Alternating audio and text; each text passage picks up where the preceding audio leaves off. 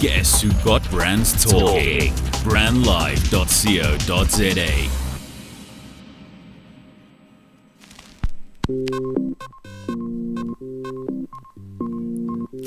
Hello and welcome to Creative Ghettos, the show that explores various creative industries and the Africans who push them forward. Each week, I will spend 30 minutes unveiling excellent and exciting progress within creative industries, including but not limited to visual art, architecture, design, food, film, publishing, and technology. My name is Ngwenya. Thank you for joining me right here on brandlive.co.za. Joining me on Creative Ghettos today is a makeup and beauty powerhouse, Khumo Ngwenya. Khumo is the founder and head makeup artist at House of MKA. She's here to share some stories about how she is claiming her space in an industry worth $12 billion globally, as well as the evolution of the makeup industry in Africa and the rest of the world. Khumo, welcome and thank you for joining me today. Hello. Thank you for having me, guys. I'm excited to be here. Yeah, I'm excited to have you. Now, the first question is makeup and beauty as pretty and glamorous as it seems on Instagram and YouTube? It definitely is. I would recommend everyone believe the hype. It's quite dope. Believe the hype. It seems a bit high maintenance for like the average person to maintain on a regular basis. Yeah, well, you gotta be about it, you know. If you're not willing to be within that space, then it's difficult to really accept what makeup and that world requires of you. So if you're out there, you know, trying to look pretty, trying to look cute, you know, it's a fun world to really like explore your features, explore yourself and see what kind of products are out there for you. I suppose, well, that's from, you know, the perspective of a regular Joe like myself. But from a work front, is it as glamorous as Instagram says it is? Completely the opposite. Girl, I'm in sneakers. I hardly have time to put on a face. No. I'm out there looking crusty when I go to work sometimes. It gets really intense because that way, you know, the aim is for me to work. It's not for me to look pretty. I'm not necessarily there to flaunt my best features. I'm there to produce really good work for what I'm getting paid to do. So clients, are they not like the clients of tattoo artists? You know, when you go to a tattoo parlor, you want to see that the guy who's going to put some marks on your body is well tattooed. Don't they feel the same about you? Not necessarily. Okay. Half the time your client doesn't even know who you are until you get on set. What speaks for you is your portfolio. Yeah, you get picked based on the kind of work you produce, and they pick you because you either align with the brand or you really go at what you do. So all that speaks for you. When you get to set, it's really secondary to the fact no one really is here to judge you about your hair or your face or all of that. As long as you're going to uphold the standard you presented within your work that they saw, that's all they want from you. That's what they require. Okay, so now I want to talk about your journey because you have done a lot of incredible things within your career. You are, to me anyways, you are a pretty big name in this industry. You started at AFTA Film Academy. What caused you to divert your career intentions towards makeup? I'd always had an interest in makeup, and when I left high school, it was really tricky for me to figure out where I was going to go because I'm not a technical person, I'm not a numbers person, I'm not an inside of the box kind of person. So it was really hard for me to foresee myself spending, you know, a certain amount of time doing something I don't love, you know. So when I bumped into AFTA, actually a family friend went there and he graduated there, and I knew him from church, and I was like, hey man, that school looks like they have people like me.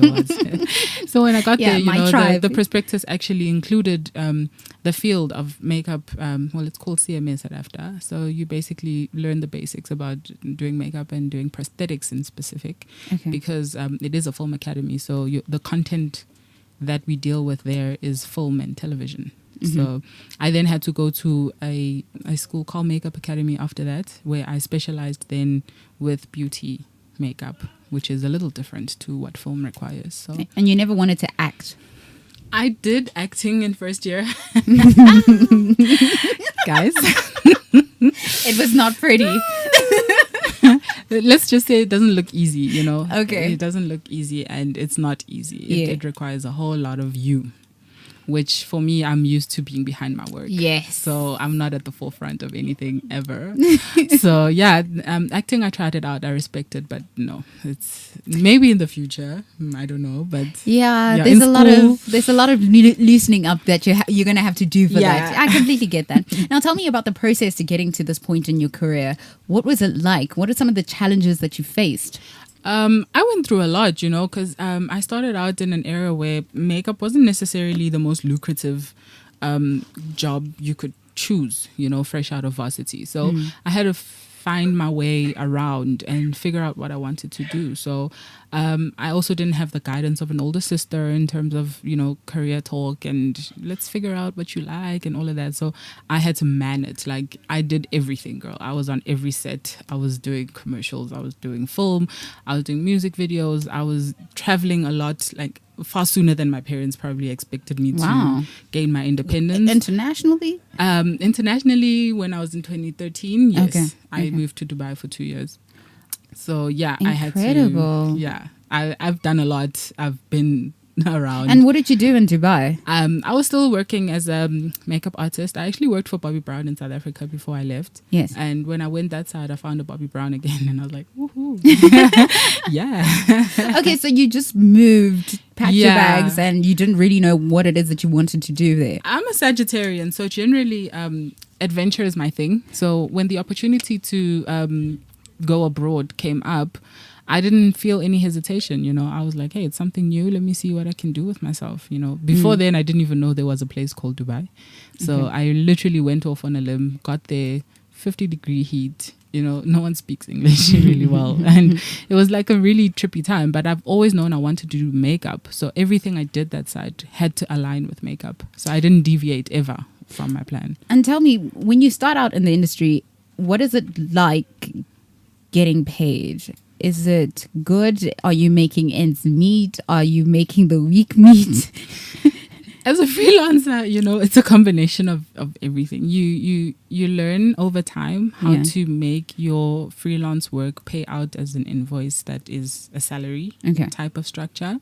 But before that, it's a lot of hustling. It's a lot of trying to get by. It's a lot of, why haven't they paid me yet? I need to buy bread. It's a lot of crying, a lot of stress, a lot of, okay, let me go to work and maybe that will help me patch up everything. So it does get very stressful on the financial side of things. But when you know what you want to do already and you are the type of person who likes to be comfortable, grow in one place for a certain amount of time, then, there's production work. You go and you work at your SABCs or your Red Peppers or production companies in general. They do hire teams that are there for constant work. So regardless of what project you're working on, you are employed. And I suppose at that time, that is a perfect opportunity to start putting together your own portfolio of things that you've done after school. Yeah, that's the perfect time to do that because everything you do is a body of work. So yeah.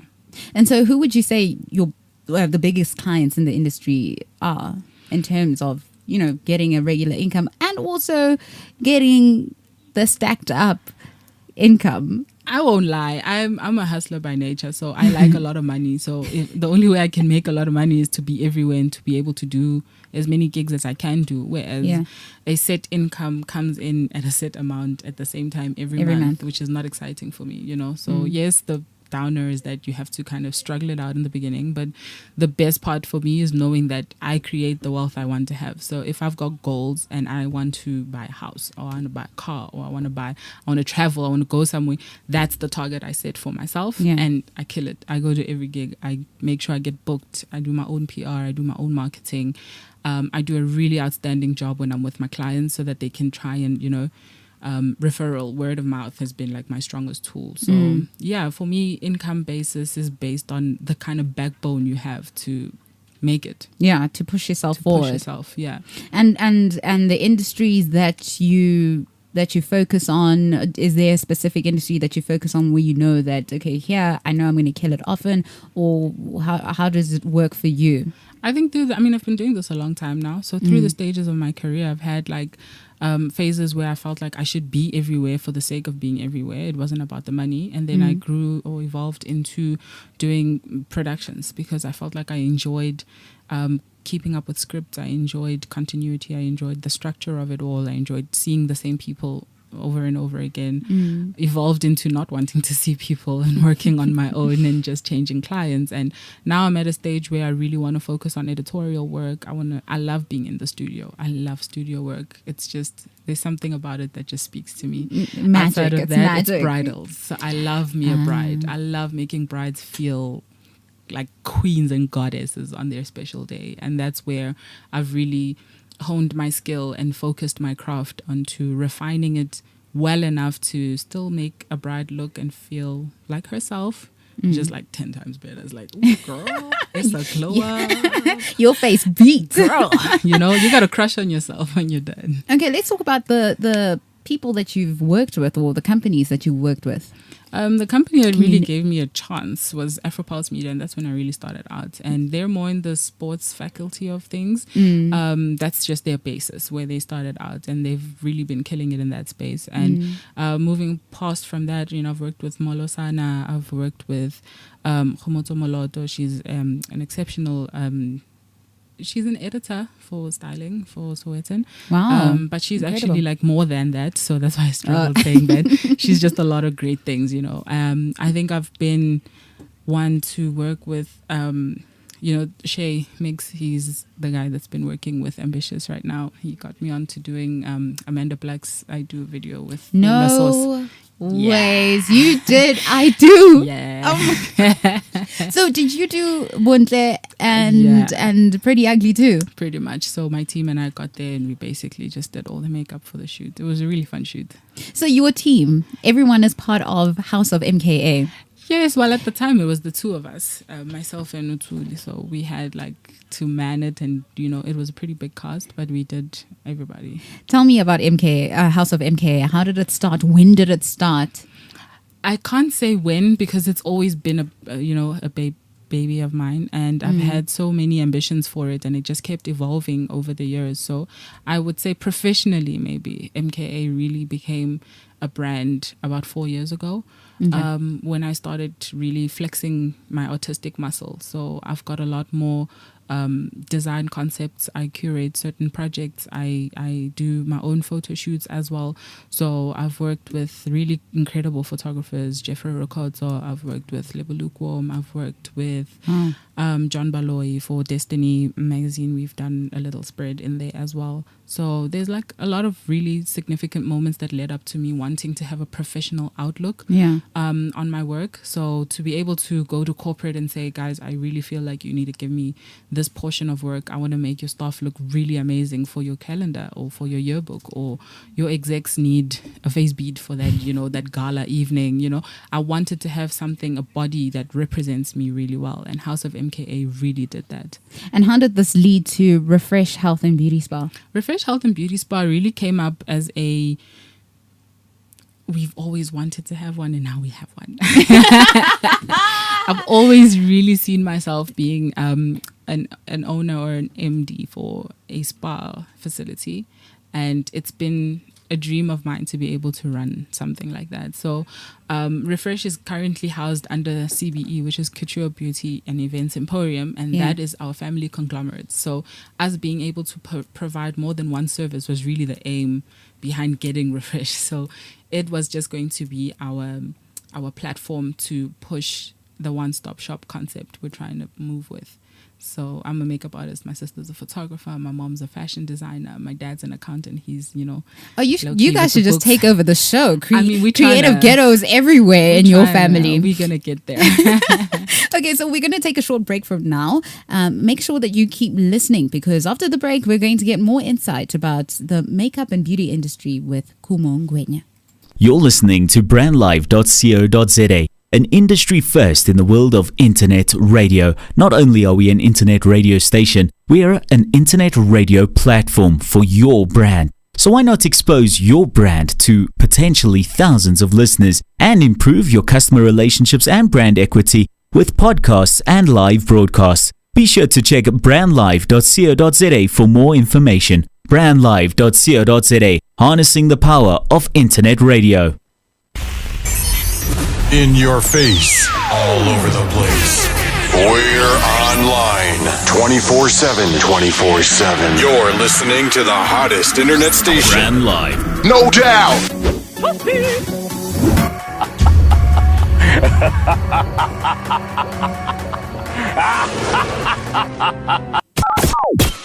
You're listening to brandlive.co.za.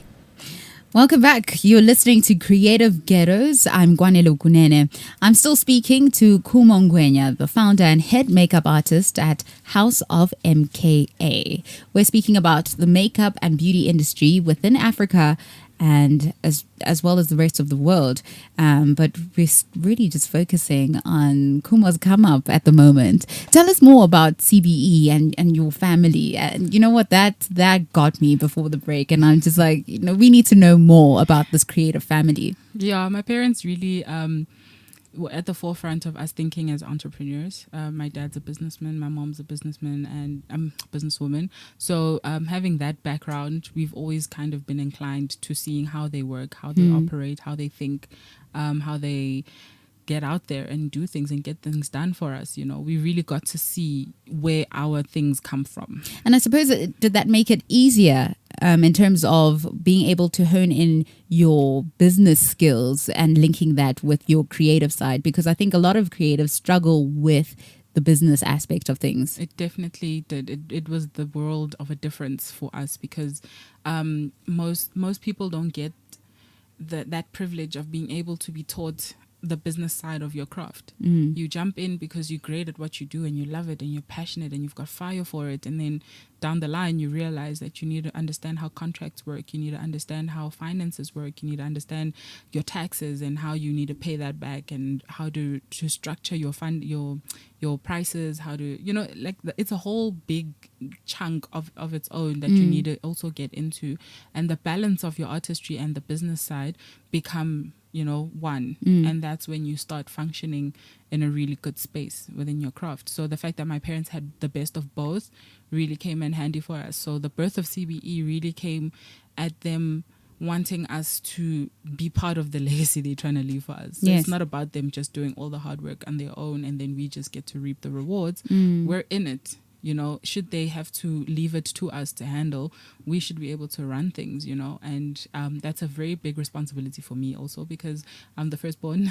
There's of like course. a whole 8-year gap Yeah. between me and my younger sister. 8 years. Wow. Yeah. So Yeah, you are the so most responsible one. It's pretty much on me, So I love that responsibility, and being able to see my sister flourish in being a photographer, I mean, C4, right? So my youngest brother is like an awesome illustrator right now, and he's only in grade 9.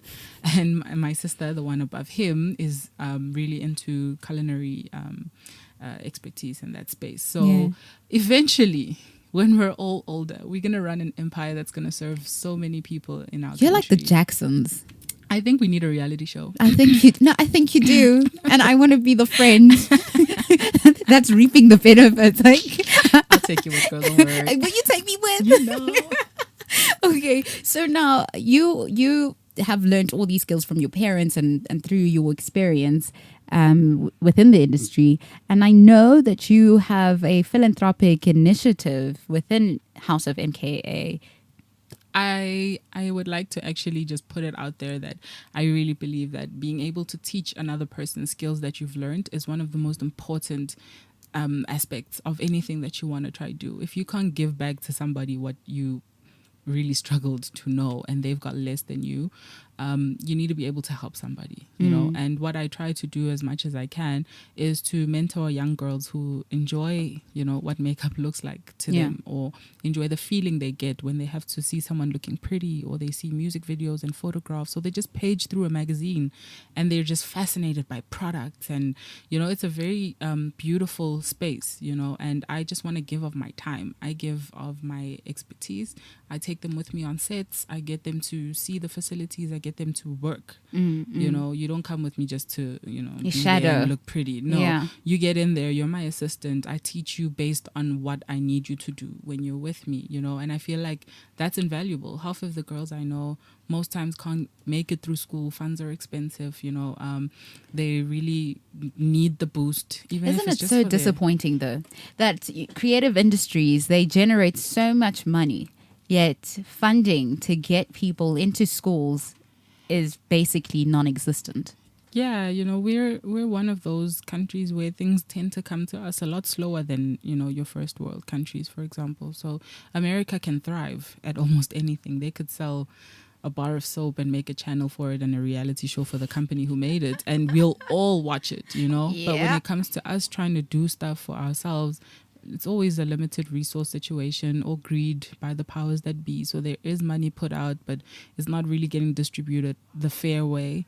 So a lot of times in my industry, people call the makeup artist last when it comes to a project. So we always tend to get like that part that's like, the last we're bit on a budget, that's the part that they isolate for you. And you really think about, how do you make your life work when you've got people trying to not pay you what's really due to you? So now how much more is someone suffering who wants to go to school, but there's no funds for that?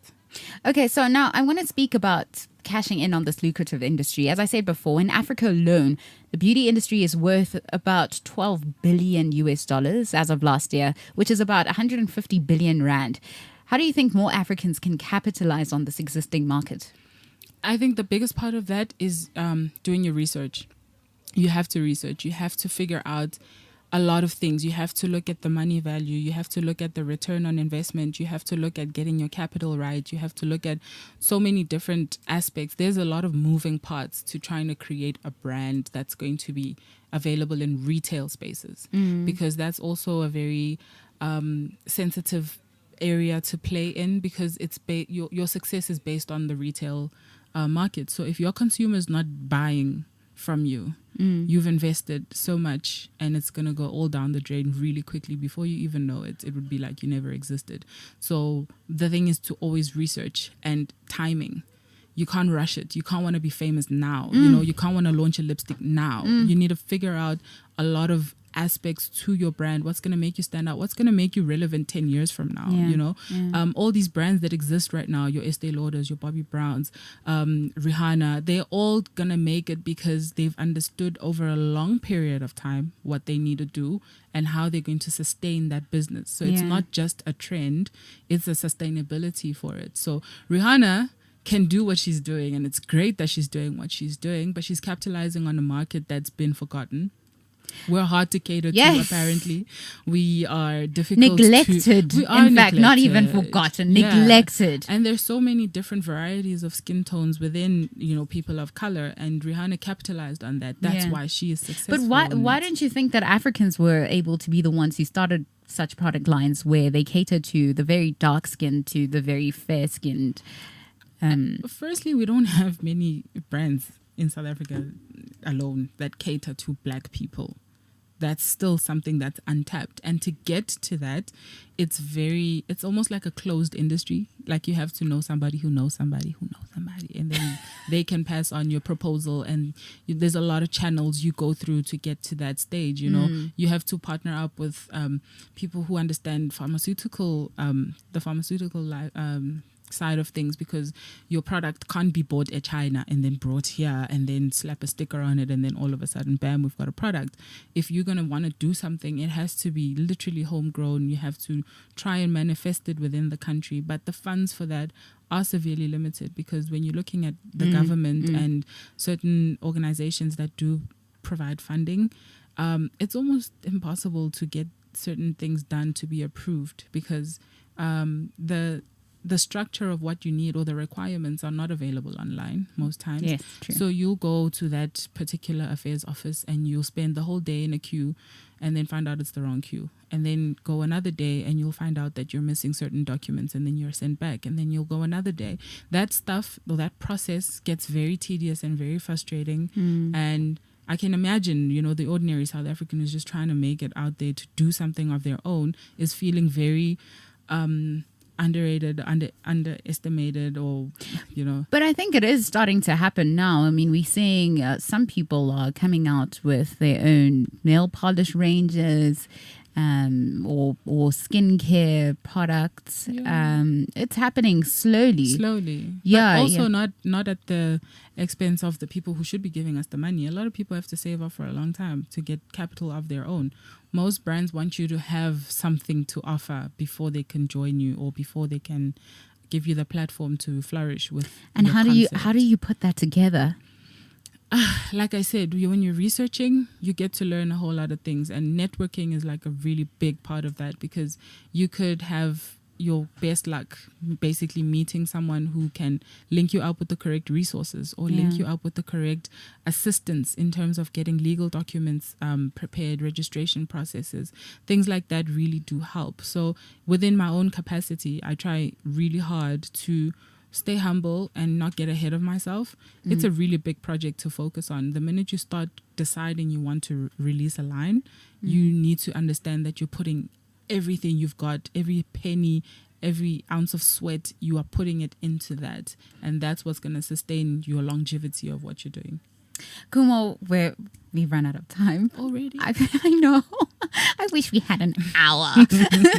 But thank you so much for coming in today and sharing your insights. It's been awesome. Can you tell us where we can get a hold of you, where we can find you on Instagram and maybe your website? Yeah, on Instagram, I'm Moetike Artistry Beauty. That's MKA South Africa Beauty. So whenever you go online, that's the general name. Okay. On Facebook, I'm Khumo Ngwenya, and Twitter is at Khumo. Okay, done up, Khumo. Thank you so much for joining me again. To find out more about what's happening within Africa's creative industries, make sure to follow Creative Ghettos on Instagram and Twitter at Creative Ghettos. My name is Ngwenya. Join me again next week, Friday from 2 to 2:30 p.m. for another impactful show. Bye for now.